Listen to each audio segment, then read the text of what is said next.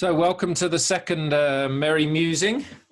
This time we're focusing on the Way of Wyrd, which I discovered, well actually I read Brian Bates's original book, must have been like 7-8 years ago or so, and I'd kind of forgotten about it. And then for some reason it dropped into my awareness again a couple of months ago, and I went back to it and read it again over the summer. And I was just struck by the relevance of the content for things I was working on at the moment, and the resonance between his description of Wyrd and the kind of energetic work that I was involved with. The other thing that really grabbed me about it was the fact that it was a tradition that had come out of northwestern Europe, really out of England, the Nordic countries. And we talk a lot about many of the Eastern concepts of chi and things like that, but and we've imported those, which has been great that they've been available. But we seem to, have forgotten that we actually have our own native tradition around this. Had our own shamans who weren't called shamans then, but were like sorcerers or wizards, who were doing this kind of level of work that we often look to the East for. So part of my excitement was around reclaiming a tradition, as it were, from particularly from Northwestern Europe, that I think is really important for us at this time. So the sources of this are Brian Bates's research. His research was primarily into this document called Harley MS 585, hosted in the British Library, which was written around the 10th and 11th century. And within that, the Lacnunga, which is an Anglo-Saxon text, which is filled with remedies, spells, descriptions of rituals of around that time. And so from studying that, Brian built up a picture of what the practices and traditions were at that time, working with the invisible realms, if we put it that way. And the term that they used back then for that was the Wyrd, before Wyrd, spelt E and an I, was used later to mean strange, which is an interesting point we could come back to later. So yeah, the Way of Wyrd is actually a fictional story of an apprentice, a missionary, actually, a scribe at a mission, who sent out to try to understand the practices of the pagans. What do they actually do? And he ends up getting taken in hand by one of the kind of most well-known sorcerers of the time, who initiates him into the Wyrd. So he takes all of what he includes in the book is based on the research from the Lacnunga, but he then turns it into a fictional story. In his book, The Real Middle-earth, he describes what life was like at that time, and also relates it back to Tolkien's description of Middle-earth, which was very inspired by the research into really that first millennium in the British Isles. So the talk now is really a collection of quotes from the Way of Wyrd, a couple from the intro where he's just describing it, but others which are ones of the sorcerer describing the nature of Wyrd. And so we're going to kind of sit with those. I'm going to read them and then maybe reflect a little bit on some of them. The important thing about listening to these texts is to try to listen beyond just the cognitive mind, because what it's trying to communicate is something that is really pointing the whole time to interconnectedness. And the nature of language, normally, particularly cognitive abstract language, is to distinguish and separate things from each other. So that's why poetry and art tends to be more of the right brain language to connect, to point to interconnectedness, as it were, rather than division. So try to listen, kind of quieten the analytical mind, as it were, as you listen, and allow it to come in and resonate in whatever way it does.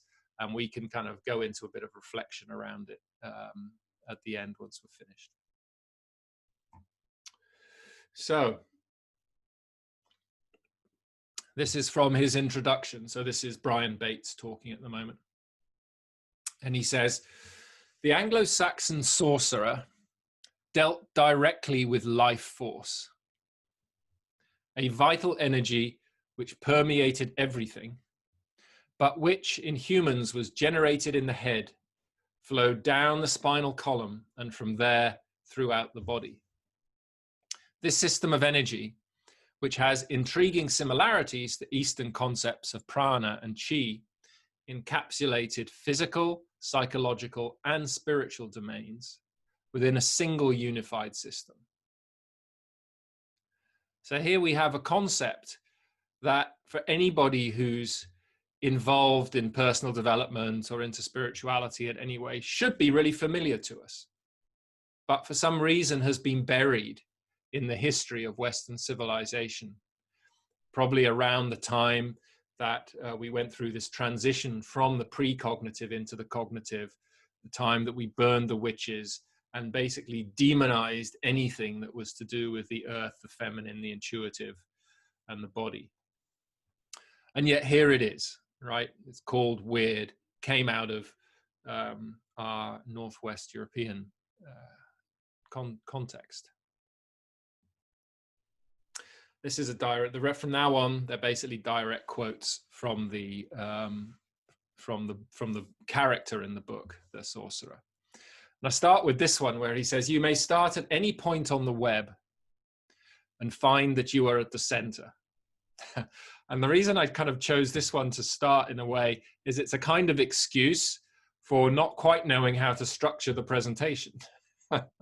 Because it's all pointing to this interconnected nature of reality, and there's no linearity, as it were, to trying to construct a rational, logical story about it. It's different perspectives that one can provide on the weird, but not a kind of logical, rational argumentation, as it were, that one would go through. So I've chosen different angles that he's taken, some more generally about weird, some about the relationship to language, some about the relationship to time. And the other thing is, you know, if you think about this, at any point on the web and find you are at the center, that sounds very much like the new science of fractals and of a holographic universe, right? That the same patterns in a holographic reality, the same patterns exist throughout the system in all the parts. So within each of the parts, you can find the same patterns back. So you may start at any point on the web and find you're at the center. Everything vibrates the web of Wyrd, whether it is an act of the gods or the movement of the tiniest insect. All our lives are locked together in the shimmering world of Wyrd, in which all things are enmeshed and connected to one another by the threads of Wyrd. So this image of a web of interconnections with nodes in this web, of these nodes being people or things or objects, but which are all interconnected, relates also very much to the concept of Indra's net, coming out of the Eastern traditions. Very, very similar concept to this. As well as if you look at the kind of descriptions more of a quantum reality or string theory, you see very similar attempts from the scientific perspective to describe something in which you've got different levels of density of matter. You've got matter kind of congealed in different places. These are the things and the objects. But the point is they're just one knot, as it were, in this web of relatedness. The weave of the cloth reveals to us the pattern of Wyrd, the weave of the cloth. Your individual destiny is laid out on a loom. A loom, the thing that you kind of create cloth on that weaves together the different colors and things. All the incidents in your life, all the dreams, thoughts, fears are a pattern woven onto the loom. The duration of your life is measured by the vertical thread, held taut by the weights of life force. The horizontal threads of the loom are the forces to be encountered during the course of your life, rather than days and nights. The pattern woven onto this loom is the pattern of your life. And the pattern is woven by the three sisters of Wyrd. And we'll come to the sisters in a minute. But what's interesting about this to me is he's talking about a vertical axis, in a way, a tension between that your life is held in this kind of polarity of now and the future, or past and future. And that in that context, all kind of things come into your reality, across your path, as it were. As you're walking this path, all sorts of things weave themselves through your life, and you draw to you things that you're in resonance with at that moment in time. And that reminded me actually of the Volusion Theory, which is what I did my PhD thesis on at Ubiquity, where you've got this tension between the seed and the potential. And then you've got this dynamics of weaving going on in that potential field that then manifests the actual reality at this 90-degree plane at the center. So I was, oh, that's nice. So this old tradition of Wyrd fits with the new emerging kind of philosophies and science that's out there. And then when I looked up the actual meaning of Wyrd, funnily enough, the original meaning was spin, which is spin is also what volution means. And spin is what the torus does, right? So spin is kind of what everything does at every level, cells, galaxies, the planet. And it's in that spin that gravity, pulls things in and towards each other. So there we've got this kind of life path of the individual, and then we've got the aspects of life weaving through our lives as we walk down this path, the different elements being woven into a cloth is the metaphor he uses here. That does bring up the question, of course, of free will, because if we read that last thing, it sounds like it's just all woven for us. But he says, there is no need for your free will. Although the Wyrd sisters spin the web of Wyrd and weave the loom of life, they do not thereby determine it, for they are agents of Wyrd and are therefore just as much part of the pattern of Wyrd as we. The Wyrd sisters simply express the will of Wyrd, and so do we. We cannot control our lives because we too are inseparable aspects of Wyrd and express its will.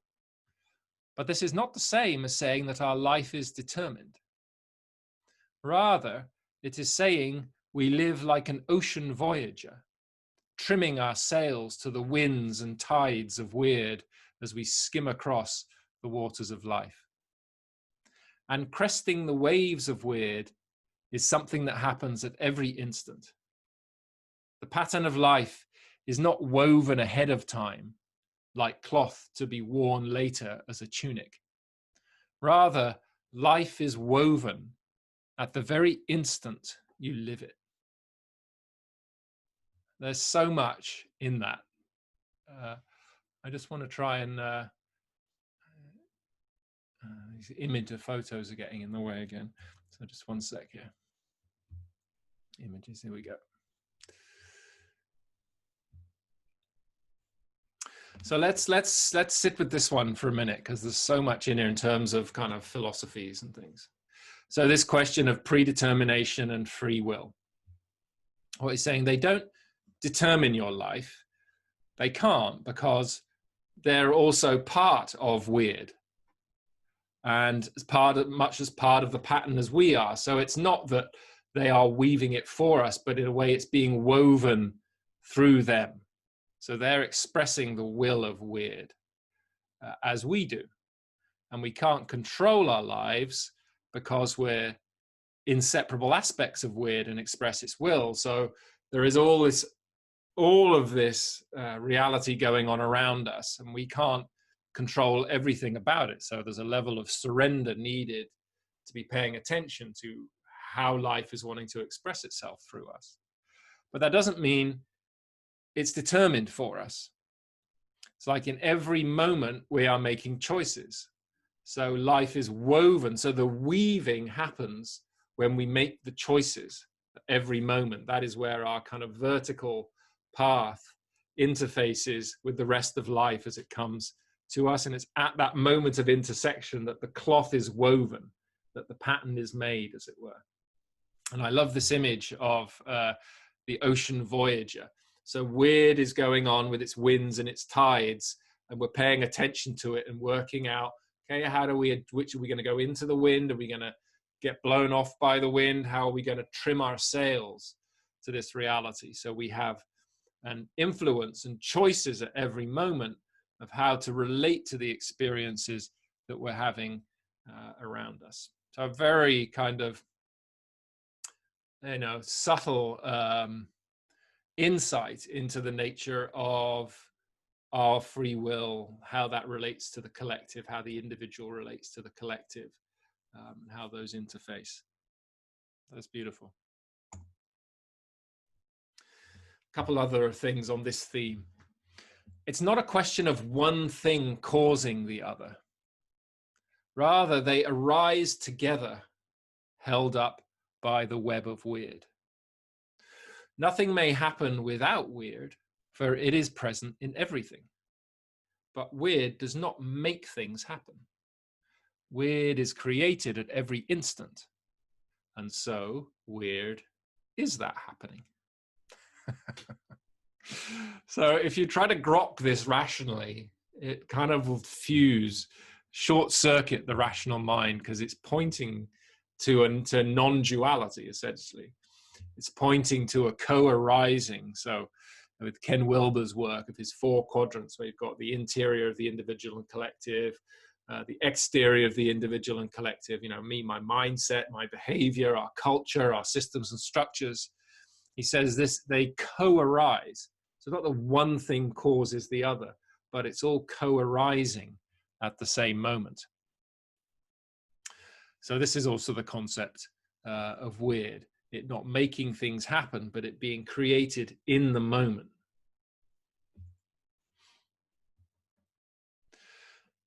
The forces of Wyrd are like the winds and tides for a fisherman. If they're known, the sailor can trim his sails to adapt to them. He can be in harmony with the forces and use their power, but he can't thereby change them.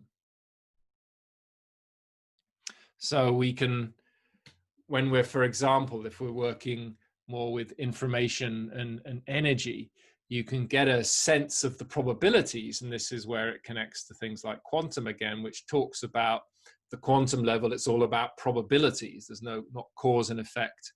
There's not linear time in the same way, but it's about probabilities. So you can get a sense of the forces and the probabilities, but you can't change them. You can't have this cause effect that we believe we have at this in the kind of material world. But we can feel, and it's much more of a right brain intuitive function, that we can feel and sense the patterns.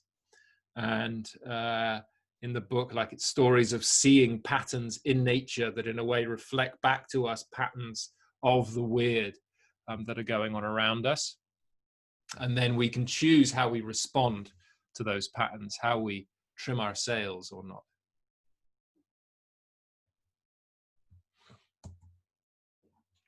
The pattern of Wyrd is like the grain in wood or the flow of a stream. It's never repeated in exactly the same way. But the threads of Wyrd pass through all things, And we can open ourselves to its pattern by observing the ripples as it passes by. When you see the ripples in a pool, you know that something has dropped in the water. Nothing may happen without Wyrd, for it is present in everything. But Wyrd does not make things happen. Wyrd is created at every instant, and so Wyrd is that happening. So every individual has their unique weave, and the same pattern on the cloth never re-emerges, because we're always at a different point on our journey and we're encountering different things. But the fundamental patterns exist in everything.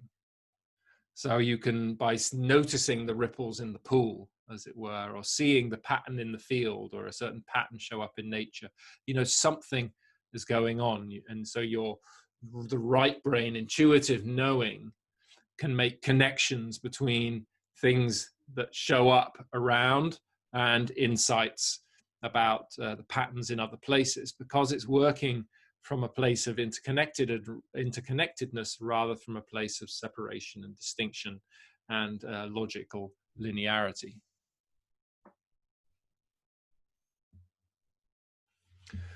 So Wyrd existed before the gods and will exist after them. So just that sentence, it reminds me of the talk of the field, or the unified field. Our attempt to describe scientifically, what exists before anything else. And they talk about this unified field that can then be pulled into manifestation, but this unified field of oneness that existed before and after.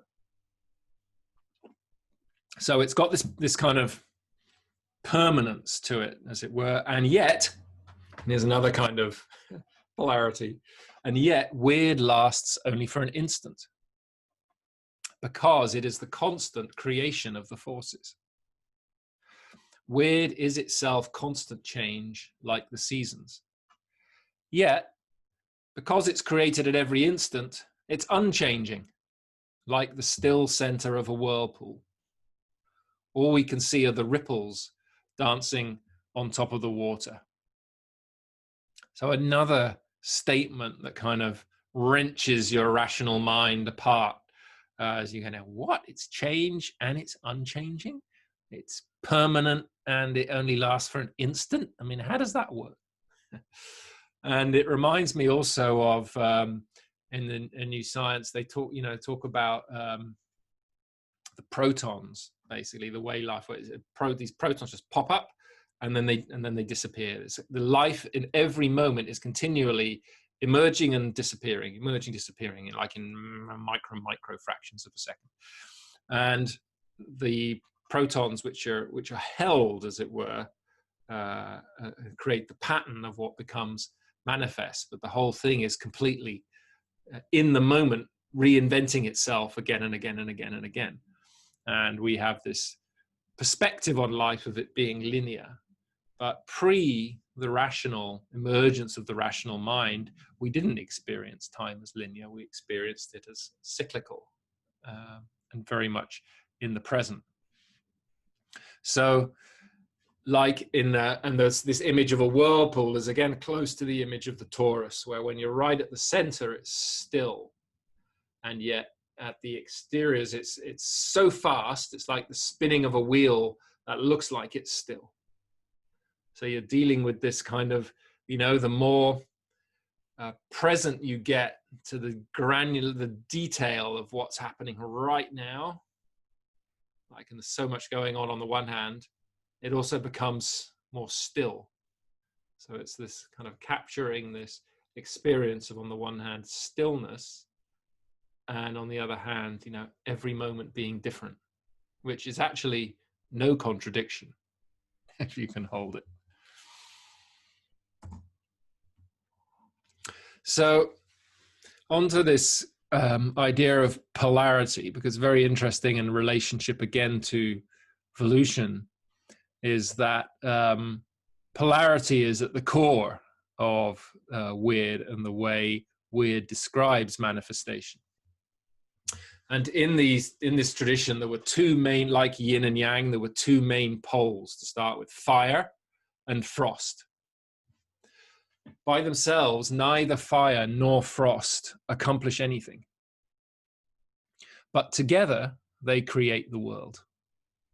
Yet they must maintain a balance, for too much fire would melt the frost, and excessive frost would extinguish the fire. But just as the worlds of gods, Middle Earth, and the dead are constantly replenished by the marrying of fire and frost, so also do they depend on the balance and eternal cycle of night and day, winter and summer, woman and man, weak and strong, moon and sun, death and life. These forces, and countless others, form the end points of a gigantic web of fibers that cover all worlds. The web is the creation of the forces, and its threads, shimmering with power, pass through everything. So here we've got it again, this concept of polarities, but polarities that reflect cycles. So night and day, winter and summer. And it's through the polarities that we see things come into manifestation. So the relationship between two poles, if they can be held in the creative tension, is what actually pulls the unified field into action, to bring things into manifestation. The interaction of the poles is what actually brings life into being. And this is so embedded in this ancient wisdom here, where he's talking about everything actually being composed of these poles. And it's like, reminds me of the I Ching. You know, it starts with the 1, and then the 1 becomes the 2, becomes the 4, becomes the 8, 16, 32, you know, on and on and on and on into increasing levels of granularity, but all embedded in the concept of yin, yang, of fire and frost, of poles. Because ultimately, you know, we have the oneness, and there's not much we can actually say about that because language is inadequate to describe it. But once we get out of the 1, we get into the relative world, and into the 2, into the 4. And once we're into the relative world, we're working with comparisons, we're working with poles. And so they describe the nature of this reality as being composed of the dynamics between, the forces between these different poles that make up this web of fibers. So a fiber is held at either end by two extremes of a pole. And of course, the trick is to hold those extremes in a creative tension and not either push them away from each other, snip the fiber so they ping off into their own space, or to collapse them into one in attempt to reduce the potential conflict, as it were, the tension, but to be able to hold them together, because that's what creates the force, essentially. Beautiful image that you know, again, relates so closely to much of the new science and spirituality. So, how does this play out within us as individuals? Within each person, 3 forces surge like 3 streams converging on a whirlpool. These forces are the life force, the soul, and the shield skin. The soul is the essence of Wyrd, present in everything. It's the very being of which we are formed. The soul is what gives form, direction, and pattern to all things, for it forms a shield skin around the life force, enveloping vitality in a recognizable shape. The form of the shield skin defines the kind of creature we are. The shield must be continually maintained with each succeeding breath, for if it is not, then life force would burst from it like molten metal, shapeless, uncontrollably leaking back into the earth. The soul is the essence, and at the moment of death, when the shield skin ceases and life force returns to the Mother Earth, the soul leaves the body and leads an existence separate from it. So in one paragraph, he's kind of described the essence of what I spent 7 years trying to describe in my PhD. So the Trinity, essentially, life force, soul, shield skin, where you've got, this is how the image on the right is how I've explained it in Volusion. So this is a 2D image of the 3D torus. So the dotted line around the outside is like the skin of the torus. Remember, in a torus, you have the skin outside, and then it also comes right into the center and passes through the black hole, which is right at the center of the torus. Right, the black hole being equivalent to the heart, essentially the heart chakra, the stillness, right at the center. And so the soul is the container of the whole, and on the container you've got the pattern of information that is relevant to that particular entity's life and journey. And this was beautifully described recently from a scientific perspective, more in Nassim Harameyn's work and Marshall Lefferts's course on that related to his concept of cosmometry. So you've got the soul there, and then what happens is that you have the dynamics going on between this high level of information on the soul and what of that information and how does it actually get manifested in our 3D realm. So you've got the manifest reality, you've got the subtle energy dynamics going on, and you've got the soul. So you could, to use Ken Wilber's language, you could talk about the soul being the causal, and then you've got the subtle in the life force dynamics, and then you've got the gross in the manifest. So here he describes it beautifully, because it's like the soul, the shield skin is the exterior container of the entity that is manifest. So be that a person, an animal, or a tree, right? And the shield skin defines the kind of creature we are, right? But the soul forms a shield skin around the life force, enveloping vitality in a recognizable shape. So vitality is like the chi, the subtle energy, that is then contained in a form, such as the human form or an animal form or a plant form. And for as long as it lives, that shield skin's integrity keeps that life force channeled in with a certain purpose for the manifestation of this particular life form. And then when it dies, the life force drops back into the earth, and the soul, as it were, this information, right? The information returns to the information field. The soul leaves the body and leads an existence separate from it. So again, you've got this old ancient knowing very much reflecting the latest philosophies and science. Whatever has no soul does not exist in Middle Earth. For without a soul, there can be no concentration of life force and no shield skin to envelop it. So the soul, remember, the container, concentrates the life force, holding in this tension field between current and possible, current and potential.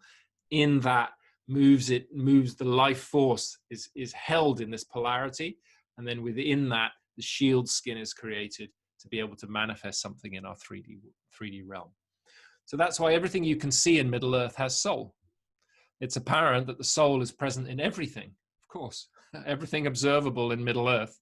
For the soul continually breathes out the shield skin, which strikes your eye. The soul breathes out the shield skin, which strikes your eye. So it's like creating the boundaries of the things we can see around us, which strikes our eye. Without it, the object would be invisible and therefore have no soul. So the shield skin is what makes it visible. In the science, they'd say that's where the waves of information and energy lock in to become standing waves. When they become standing waves, they start to act as what our science calls particles, although I believe they're not particles, they're actually just coherent waveforms. That mean we can see them and experience them in our 3D reality, with its shield skin as the boundary. Trying to preserve the shield skin merely dams up the flow of life force. So here he starts to touch on death. The shield skin is a temporary existence. Life force flows like a stream, and the shield skin should be the valley through which it flows, not a stagnant pool blocking its movement.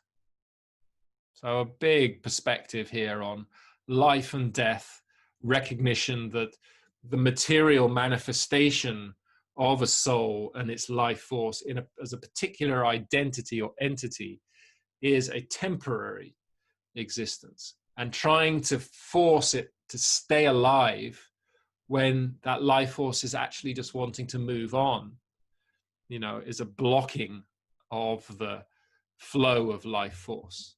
So a very kind of relaxed perspective on life, where we're not always trying to keep everything alive, but an understanding that this life force, you know, finds its way and needs to keep flowing.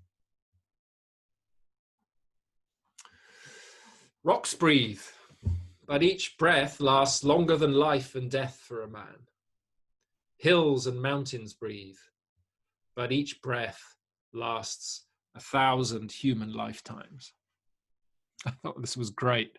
So it's like, you know, this pattern of how things manifest and cycles they go through. It's just different cycles of time. And that we think, you know, because we don't see the rock breathe in our lifetime, or don't see the hill or the mountain breathe in our lifetime, we assume it doesn't. And yet, you know, it's just got a very different cycle in its process of soul, life force, shield skin. Its shield skin just lasts a longer time than ours. So now we get on to exploring, you know, the cognitive, our attempt to understand and explain these things, which is kind of ironic because it is what I'm trying to do. Wyrd is too vast and too complex for us to comprehend. For we ourselves are part of Wyrd and cannot stand back to observe it as if it were a separate force. Just as a fisherman cannot see the full extent of the seas, so even a sorcerer cannot view the totality of Wyrd. So we carve runes into wood or bone, and we cast them like nets onto the sea of Wyrd. The messages the runes bring back are like a good catch, enough for us to feed on until the tides of life carry us back again. So no way that with our rational mind, we're going to be able to encompass the whole of Wyrd. And this reminds me very much of the journey we were on here with an organization I founded called the Center for Human Emergence in the Netherlands, where we were engaged in complex problem solving, trying to deal with big, complex societal issues. And for those who are familiar with spiral dynamics, kind of really applying a yellow integral mindset and value system to try to deal with these issues. And we realized after a while that we were trying to fight complexity with complexity, and that actually what we needed to find was the simplicity, the other side of the complexity. That there was no way our cognitive minds with all this great systems thinking could ever possibly understand and map a whole system and predict that, well, if we map the system this way and we do this, it's going to have that effect, just, you know, beyond. So what happens if our cognitive mind reaches its limits? And that's when, from the spiral dynamics story, you hit this turquoise or holistic value system, where a form of knowing emerges that's much more intuitive, again, and right brain, because it's through the intuitive mind that we can get a feel of the patterns of Wyrd, as it were, but not something we can actually grasp or understand with our cognitive mind. So what do? We kind of, when you're working in that way, you can ask the field a question and then you get a response. So that's what you're doing when you're casting runes or using a tarot or just meditating and then uploading a question and noticing what comes back. We're casting runes. We're basically creating a tension field with a question and then noticing what information drops in to be able to help us move on with that question. And it's enough to feed us until life carries us back again, right? Until we kind of get caught up again in the melee of the relative world and need to step back again and get some more guidance from a perspective of wholeness, as it were. Thoughts are like raindrops. They fall, make a splash, and then dry up. But the world of Wyrd is like the mighty oceans from which raindrops arise, until which they return in rivers and streams. So from a kind of new science perspective, be talking about the information, the fields of information, right? Which kind of the fields of information, that information comes into form, has a life, manifests, and then returns to the information field ultimately. So when you're working with thought, it's something we know from the past, and therefore it's not from the present or the future, potential future. It's something from the past. So it's then dried up, it's then irrelevant. Well, it may not be irrelevant, it's irrelevant for what we're leaning into in the future. And be useful for repetitive tasks and things, but not very useful for creative tasks. So we're working with, needing to access a different kind of knowing, a different kind of information than we've traditionally been trained to in our Western educational systems. The threads of Wyrd are a dimension of ourselves that we cannot grasp with words. We spin webs of words, yet Wyrd slips through like the wind. The secrets of Wyrd do not lie in our word hoard, but are locked in the soul. We can only discern the shadows of reality with our words, whereas our souls are capable of encountering the realities of Wyrd directly. This is why Wyrd is accessible to the sorcerer. The sorcerer sees with his soul, not with eyes blinkered by the shape of words. So with the soul here, I interpret as meaning more with the intuitive knowing, accessing the right brain knowing. And I know from my experience of energetic work, if you're connected to your intuitive knowing and you're accessing information, you can't parallel process with the rational mind. It's a kind of either or thing. And so when you're getting information, you have to either draw or make notes quickly to come back to later with your analytical mind, because you can't access it with the rational mind, and words and language are part of that kind of left brain, rational mind. So you have to kind of release that, quieten the analyzer, as it were, inside, and allow the stillness to be able to access the intuitive knowing. You're strangling your life force with words, he says to this priest scribe who is trying to grasp it all. Do not live your life searching around for answers in your word hoard. You will only find words to rationalize your experience. Allow yourself to open up to Wyrd, and it will cleanse, renew, change, and develop your casket of reason. Your word hoard should serve your experience, not the reverse. Your word hoard should serve your experience, not the reverse. And this is something I've been spending some time on talking with friend, Nisha Dubashir, and a kind of dialogues that we've been having around Krishnamurti and Bohm's work, which I'll talk to about in another musing, that when you're in this space where you're leading through the intuition, then the rational mind has a role, but it's in service of the intuitive knowing. So it comes, the intuitive knowing comes first, and then the rational mind comes in service.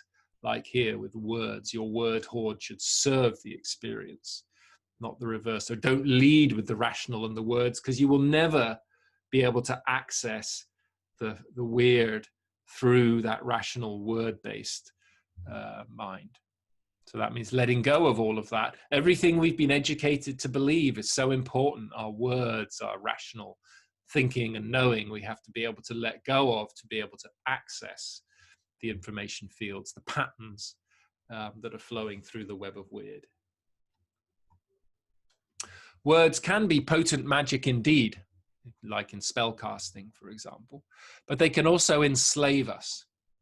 We grasp from Wyrd tiny puffs of wind and store them in our lungs as words, but we have not thereby captured a piece of reality to be pored over and examined as if it were a glimpse of Wyrd. We may as well mistake our fistfuls of air for wind itself, or a pitcher of water for the stream from which it was dipped. That's the way we are enslaved by our own power to name things. So we mistake the name or the label for the thing.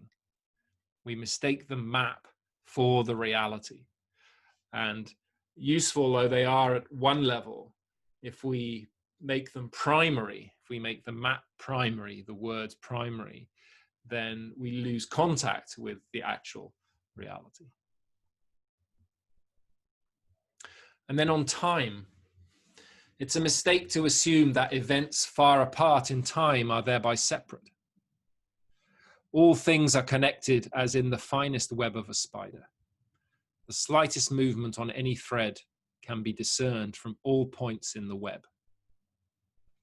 So this is where, you know, there's the science is starting to discover, oh yeah, at the quantum level, for example, time isn't as linear as we thought it was. So, and in the experiments they did at Princeton University in the Princeton Engineering Anomalies Research, they were able to find that somebody in the future was able to influence something that had happened in the past, an experiment that had been recorded in the past, somehow influenced through future intention. So it completely challenges the idea of linear time, past being past and being finished, as it were, and then future not here yet. Challenges that whole concept. Because as we, you know, for the 3 million years that we were hunter-gatherers, we didn't experience time as linear. We experienced it as cyclical in this kind of interrelatedness of things. And then as the rational mind emerged and the sense of separate self, we then, together with that, came this sense of linear time, and we started to lose ourselves in the abstractions of the future and the past, which in itself is not necessarily a problem. The problem comes when we fail to re-embrace, transcend and include, or expand and embrace the past that we've been in. So our 3 million years of felt experience of interconnected, when that gets cut off and buried away, as it were, and then we only allow ourselves access to the rational mind and the linearity of time, then it all becomes unrooted, which I believe is the core of the challenge that we're collectively facing now. Omens, patterns. Omens frighten the ordinary person because they believe them to be predictions of events that are bound to happen, right? So then we're caught up in linearity again. Warnings from the realms of destiny. But this is to mistake the true nature of omens. A sorcerer can read omens as pattern pointers, from which the weaving of Wyrd can be admired, and from which connections between different parts of patterns can be assumed. So again, like in quantum, we're talking about probabilities. Patterns are probabilities, really, or archetypal dynamics, but they're not causal in the sense of, if this happens, then that happens. If the bird flies across this way, then that is definitely going to happen. They're descriptions of the pattern. There's reflections of the pattern, as it were, that we notice as omens, right? Rather than predictions of something that's definitely going to happen in the future. So again, a different relationship to time. This is from the introduction again now, where Brian says, a dynamic and pervasive world of spirits coexisted with the material world in Anglo-Saxon culture.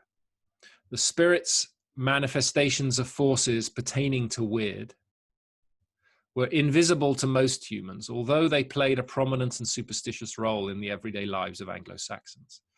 But the spirits were visible to the sorcerers, because sorcerers were people naturally endowed with perceptual abilities beyond the normal. I always explain it as like the light spectrum. You have the light spectrum, and we accept that you can only see part of the light spectrum. We accept that there's a whole part of the light spectrum that we can't see, but the people tell us is there. In the same way that, if you're working with energy and information, most of us just look at and take into account the material world around us because our normal senses can pick it up. But you can expand the bandwidth of your perception by learning to work more with the intuitive mind and knowing, and pick up information from more of reality than just the piece that we can see. And whereas back then it may have just been accessible to a few people, I believe you can learn. Everybody has the ability to learn these skills, to be able to. It's just another muscle that that has been kind of weakened by our society's emphasis on the rational mind and by its dismissal of anything that can't be explained or measured through a scientific rational perspective. And yet I believe everybody can now develop these capacities just to kind of rebalance ourselves, so that it's not about getting rid of the rational, it's about a kind of trans-rationality that reintegrates our intuitive knowing and our ability to work with the informational realms as well. Patterns change as they are woven. A pattern that is complex has more scope for change, for there are many themes on which a new pattern may be based. Let's stop there for a minute. A pattern that is complex has more scope for change because there are many themes on which a new pattern may be based. So in the system sciences, they say the complexity of a challenge determines the diversity needed to deal with it. Right? They call it requisite diversity, appropriate diversity. If you've got a very complex challenge, you need more diversity of perspectives to be able to collaborate and deal with that complexity. And here it's described as a complex pattern in the weave, because if you've got a complexity of a pattern, out of that complexity you can distill many different responses, as it were, and here many different new patterns. Even the simplest of lives changes over the course of time. The task of a sorcerer is to become fully aware and sensitive to all the nuances of his life design as it unfolds, to become aware of the pattern. Aware as the weaver of all the forces that impinge upon the pattern, all colors, textures, shapes. With a weaver like Wyrd, there are no limits to the possible designs, and we can never fully appreciate all of our own design, but we can try. I like that. We can never fully understand our own lives, but we can become aware of ever more of it, let's say, and our own pattern, as it were, and how other things are interweaving with our path. And so when this priest comes to his, the end of his initiation, as it were, this is what happens. He says, the Wyrd sisters have loosened your fibers. So your fibers are the forces that are holding you in place in the web of Wyrd, like the knot, as it were. Your fibers can now move freely according to the tides and currents of Wyrd, the positions of the stars, the pattern of the sun and moon, and the most insignificant of distant events. With your fibers able to move freely, your soul can travel through your shield skin to the land of the spirits. So what that means, if I translate that to nowadays, is the ability to when we say to, you know, loosen. If you think when we're thinking, what we do is we kind of contract. You have this contraction, so concentrating on something, literally concentrated, right? Not diluted, concentrated on something. We need to be able to relax that concentration, loosen those fibers, and create space for the intuitive self to be able to journey into the information fields and collect whatever information is needed for this particular entity or being to take its next step. So loosening our fibers so that our soul, our knowing, our intuitive knowing can travel beyond the boundaries of our body into the land of energy, information, spirits, as they describe it here. So that's our task, basically. Just before we go into the discussion, if you want to follow up at all on any of this, we'll make sure that these slides are in the group on the Ubiverse. There's some links there. There's a new book that I've got coming out on that's being launched on December the 1st called Leading from the Field. That is giving potential by leaders, I mean anybody who's ultimately accountable for anything with a boundary and a name. So it can be a family, a piece of land, any organization of any size, to be able to curate their web of Wyrd, as it were, their field in this language, so that the energetic informational fields stay coherent and you have the greatest chance of gracefully fulfilling the purpose or intention of the organization. So we're going to launch that on the next Merry Musing, actually, on the 1st of December. That's where that link takes you. And then starting this week, I have a 4-week introduction to energetics course that then takes these ideas that we're and applies them to, okay, so if we need to apply this kind of stuff to organizations and things, how does that actually work? How do you make it operational? And that starts on the 6th of November as well. So, well, it starts this week and the first call is on Friday, end of this week. So, journey into the Wyrd.